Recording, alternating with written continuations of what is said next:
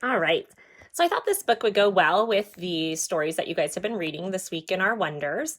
The story is called Moonshot. Okay. It's The Flight of Apollo 11 by Brian Flocka. He's a winner of a Caldecott Medal for locomotive. That's one of those picture book medals that we talk about. This book has a medal on it too. It's for something different than the Caldecott though. And this is a cool quote. It says, "Reading Moonshot gave me the feeling I was back up in space." That's a quote by Michael Collins, who was the command module pilot of Apollo 11. Okay, I've never read this book before, so this is my first time as well. Look at how cool. This is just the inside cover of the book. But as you can see, it's kind of going through a lot of the process. So this is actually one of those books that's really great to have with you so you can take a closer look at it. It says the rollout, and it has the spacecraft and the launch vehicle on its way to where it's going to be launched. I've actually been here to Kennedy Space Center, and you can see all this stuff. They drive you around on a tour, and it's actually really cool. I would highly recommend if you're in Florida to go to it. It's really close to Orlando. It's only a couple hours drive from Orlando, so I know I was able to do it when I went to Florida for a Disney World trip. So just something to keep in mind. This is really cool. Just kind of a diagram of the different spaceship. Here's just even more on how the actual descent happens when they get to the moon. Again, this is really cool stuff.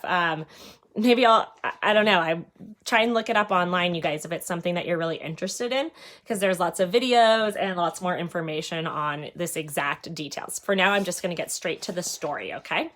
Moonshot, the flight of Apollo 11. High above, there is the moon, cold and quiet, no air, no life, but glowing in the sky.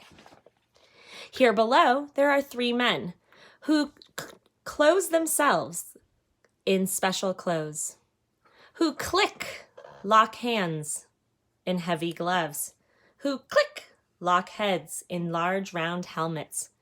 It is summer here in Florida, hot and near the sea. But now these men are dressed for colder, stranger places. They walk with stiff and awkward steps, in suits not made for earth. They have studied and practiced and trained and said goodbye to family and friends. If all goes well, they will be gone for 1 week, gone where no one has been. Their two small spaceships are Columbia and Eagle. They sit atop the rocket that will raise them into space. A monster of a machine. It stands 30 stories. It weighs 6 million pounds. A tower full of fuel and fire and valves and pipes and engines, too big to believe, but built to fly. The mighty, massive Saturn V. Okay, so that's just the rocket. That's not even the spaceship. That's just the rocket.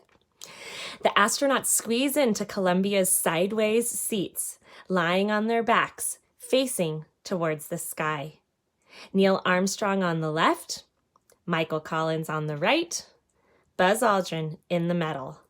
Click, and they fasten straps. Click, and the hatch is sealed. There they wait while the Saturn hums beneath them. Near the rocket, in launch control, and far away, in Houston, in mission control, there are numbers, screens, and charts, ways of watching and checking every piece of the rocket and ships, the fuel, the valves, the pipes, the engines, the beats of the astronauts' hearts. As the countdown closes, each man watching is asked the question, go, no go. And each man watching answers back, go, go, go. Apollo 11 is go for launch. There's two command centers. The ones that are launching it, those are in Florida. And then here's the control. This is in Houston in Texas, and that's where mission control is. 10, 9, 8, 7. This is a great picture. People were on the beach in Florida so that they could watch this happen. Ignition sequence started. Flames push hard against the pad. Every second pushing harder. 6, 5, 4. But still the rocket does not rise. Mighty arms hold it steady. Hold it till the countdowns finish. 3, 2, 1, 0. Up they go. Lift off. The rocket is released. It rises foot by foot. It rises pound by pound. Look at how cool this is. Just everything. Oh my gosh, this is great. It climbs the summer sky. It rides a flapping, cracking flame and shakes the air and shakes the earth and makes a mighty roar. And here's just the little platform down below. Notice this whole area, it's kind of a bunch of swampland and stuff. And before they do a liftoff, I actually learned this when I went there. Before they do a liftoff, they have these special sonar kind of these special like speakers that they emit sounds that animals can hear to try and scare the animals out of this area, because the liftoff is so loud it would kill any animals that are nearby. So they actually have this kind of system to try and get like any animals, birds to fly far away from the site so that everybody can, every living thing can survive, because this blast is so powerful. Armstrong, Collins, Aldrin ride the fire and thunder pressed deep in their seats, their bodies as heavy as clay.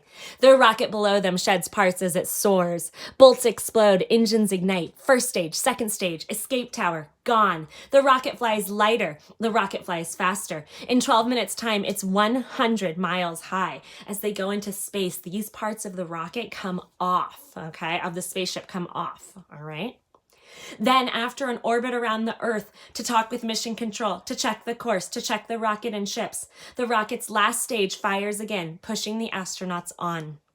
And when the Earth has rolled beneath and rolled behind and let the astronauts go, the Saturn's last stage opens wide and releases Columbia, which was the rocket's tip. So if you look here at the top of the rocket is where the spaceship is. All these other pieces go off into outer space, okay? And then just the tip is what's left, and that's where the astronauts are. And also Eagle, hidden till now, a stranger ship, more bug than bird, a black and gold enfolded spider. Michael Collins, Columbia's pilot, turns her back around. Okay, so there's Eagle right in here. And locks Columbia to Eagle. So he turns the spaceship they're in back around and picks up Eagle. Then Armstrong, Collins, Aldrin leave the last of the Saturn and travel on in their two small ships, joined together, flown as one. They go rushing into darkness, flying towards the moon. Far away, cold and quiet, no air, no life, but glowing in the sky. On board Columbia and Eagle, Armstrong, Collins, Aldrin unclick gloves, unclick helmets, unclick the straps that hold them down, and float inside their small ships, their home for a week. Here, there is no up or down. An astronaut can spin in air and turn a floor into a wall, or a ceiling to a floor. Here, on those sometimes ceilings, walls, and floors everywhere, there are straps and screens and gauges, buttons, handles, hoses, and switches. There are food and clothes packed into corners. There are flight plans, flashlights, pens, and cameras, and they float too. They drift from hands and pockets. That's why there's Velcro everywhere for holding things, so they stay put. Cool, so you can even see like a flashlight floating in the picture because there's no gravity. Here, where everything floats, it takes some skill to eat a meal. That ham salad sandwich? Watch the crumbs. Soup? It comes in a bag, dry as dust. Fix the bag to the water gun. Fill it, mix it, stir it up. Cream of chicken, not too bad. Better than the peanut cubes. Oh my gosh, that's crazy, you guys. So they have this tube here that has water. So then they like attach it, push the water into it, and it's a powder, and then it turns into liquid. Turns into a cream of chicken soup. All right. Here, where everything floats, it takes some skill to go to sleep. There are no beds or pillows, no night or day. There is always, though, the hum of circuits, the whir of machines, the thought of where you are, and the thought of where you're going. And one more thing. Here, where everything floats, everything, it takes some skill to use the toilet. It takes pipes and hoses and bags, and there's no fresh air outside the window. After a week, this small home will not smell so good. This is not why anyone wants to be an astronaut. Yeah, I don't think so. The sleeping, the bed, the eating, the bathroom. But still ahead, there is the moon. Cold and quiet. No air, no life, but glowing in the sky.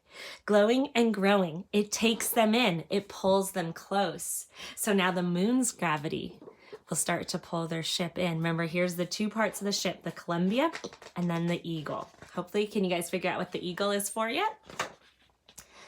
At the moon, Collins stays in Columbia, high above, a single circling soul.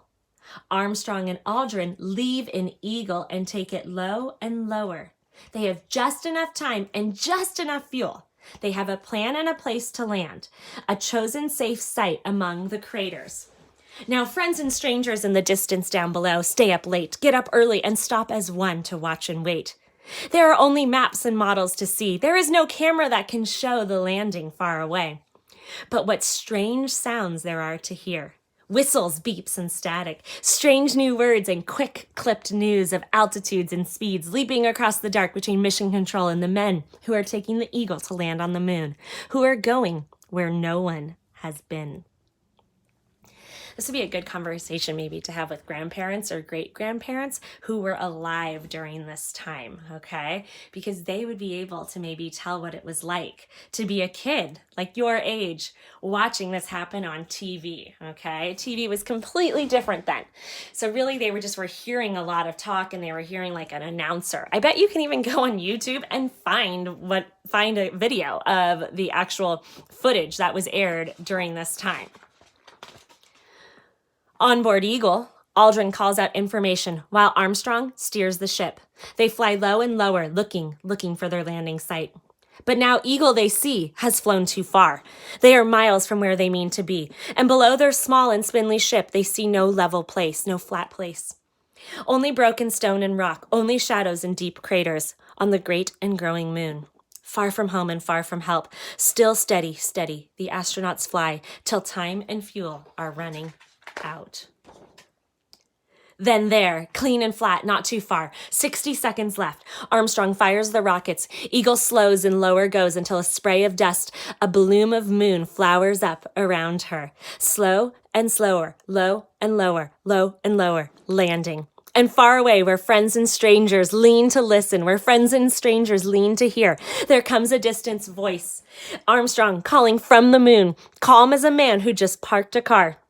Houston, he says, Tranquility Base here. The Eagle has landed. Armstrong is calm, but on Earth they cheer. Then Armstrong and Aldrin climb down from the Eagle in heavy gloves, in large round helmets, in suits not made for Earth. In suits made for the moon. Here below, all around them, cold and quiet, no air but life. There is life on the strange and silent, magnificent moon. Armstrong and Aldrin walk its rough, wide places. They step, they hop, as light as boys. They lope, they leap. In the dust and stone beneath their feet, no seed has ever grown. No root has ever reached. Still secrets wait there, the story of the moon. Where did it come from? How old is it? What is it made of? Not green cheese. And up above the ash gray plains, the sky is pitch and empty, and all the stars stay hidden. That is how bright the moon is when you are standing on its face. Wow, interesting that when you're on the moon, it's so bright you can't even see the stars. Wow. But in that blank and starless sky,